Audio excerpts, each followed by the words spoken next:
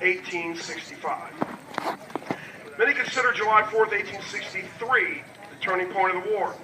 Here in Gettysburg, the battle was over. General Lee's defeated Army of Northern Virginia was marching south, hoping to avoid another battle with the Federals before crossing the Potomac River back to Virginia. At the same time, in the Western Theater, the Confederate stronghold of Vicksburg, Mississippi, along the Mississippi River, fell to the forces commanded by General Ulysses S. Grant, effectively splitting the Confederacy in two. These combined Union victories have long been called the high watermark of the Confederacy. But the war still thundered for another 21 months before these two generals would come face to face. On April 9th, 1865, Appomattox Courthouse, a small county seat in rural Virginia, witnessed the surrender of General Robert E. Lee's Confederate Army of Northern Virginia to three Federal armies commanded by Lieutenant General Ulysses S. Grant. With his army surrounded, his men weak and exhausted, General Lee realized there was little choice but to meet with General Grant to discuss surrender and peace. Lee said, "I would rather die 1,000 deaths." After a series of notes between the two leaders, they agreed to meet at the house of Wilmer McLean, the village of Appomattox Courthouse.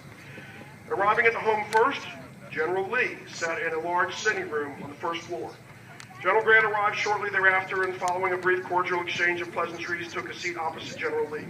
The contrast between the two commanders was striking and could not have failed to attract marked attention, as they sat 10 feet apart facing each other. Lee was wearing an immaculate dress uniform adorned with a silken sash, beautifully crafted sword, and attractive black leather boots with golden spurs. Across from him was the mud-splattered and plainly dressed Grant, having just come from the field. General Grant began the conversation kindly by saying, "I met you once before, General Lee, while we were serving in Mexico, when you came over from General Scott's headquarters to visit Garland's brigade, to which I then belonged. I've always remembered your appearance, and I think I should have recognized you anywhere." "Yes," replied General Lee, "I know I met you on that occasion, and I've often thought of it and tried to recollect how you looked, but I've never been able to recall a single feature." The two generals talked a bit more about Mexico, a subject that aroused many memories. Grant pursued them with so much interest and talked to them so readily that the conversation went easily on until the Federal was almost forgetting why he was there. Lee felt the weight of the moment and brought Grant back with words that seemed to come naturally, yet must have cost him anguish that cannot be measured. "I suppose, General Grant," he said, "that the object of our present meeting is fully understood. I asked to see you to ascertain upon what terms you would receive the surrender of my army." Following a brief discussion on the matter, Lee asked Grant to commit the terms to paper. "Very well," replied General Grant. "I will write them out." And calling for his order book, he opened it on the table before him and proceeded to write the terms. It read, "General R. E. Lee, commanding Confederate States of America, Appomattox Courthouse, Virginia, April 9th, 1865. General, in accordance with the substance of my letter to you of the 8th instant, I propose to receive the surrender of the Army of Northern Virginia on the following terms, to wit, rolls of all officers and men to be made in duplicate, one copy to be given to an officer to be designated by me, the other to be retained by such officer or officers as you may designate. The officers to give their individual paroles not to take up arms against the government of the United States until properly exchanged. Each company or regimental commander to sign a like parole for the men of their commands. The arms, artillery, and public property to be parked and stacked and turned over to the officers appointed by me to receive them." To this point, General Grant wrote very rapidly and paused when he had finished the sentence. He then looked toward Lee, and his eyes seemed to be resting on the handsome sword that hung at that officer's side. Grant said afterward that this set him to thinking that it would be an unnecessary humiliation to require officers to surrender their swords, and a great hardship to deprive them of their personal baggage and horses. After this short pause, he continued and wrote, "This will not embrace the side arms of the officers nor their private horses or baggage. This done, each officer and man will be allowed to return to his home, not to be disturbed by the United States authorities so long as they observe their paroles and the laws in force where they may reside. Very respectfully, U.S. Grant, Lieutenant General."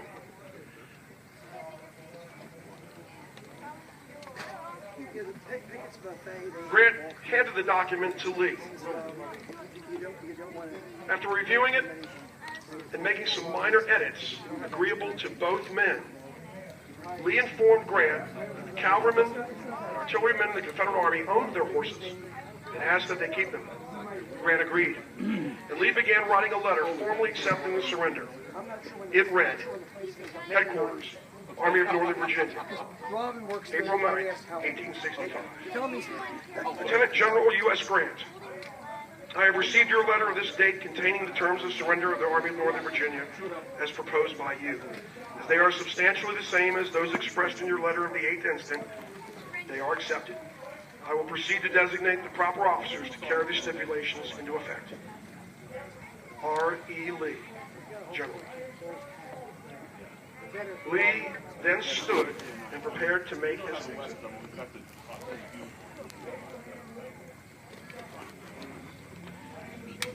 At a little before 4 o'clock, General Lee shook hands with General Grant, bowed to the other officers, and left the room. As Lee left the house and rode away, Grant's men began cheering in celebration. But Grant ordered an immediate stop.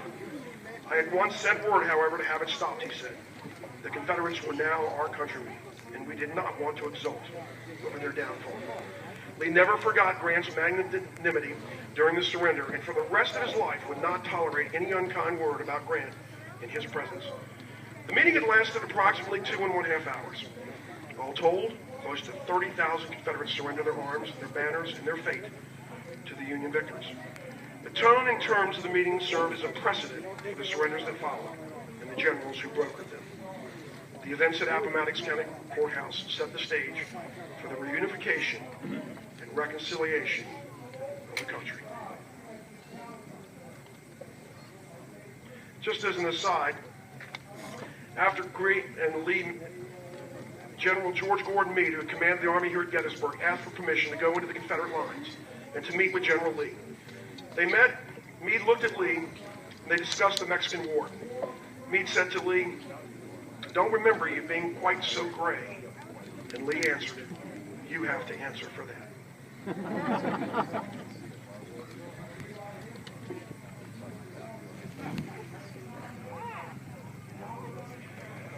This is going to conclude the field portion of our event for today, but if we felt it appropriate, then it would probably be a good idea if we had Frank sing "God Bless America."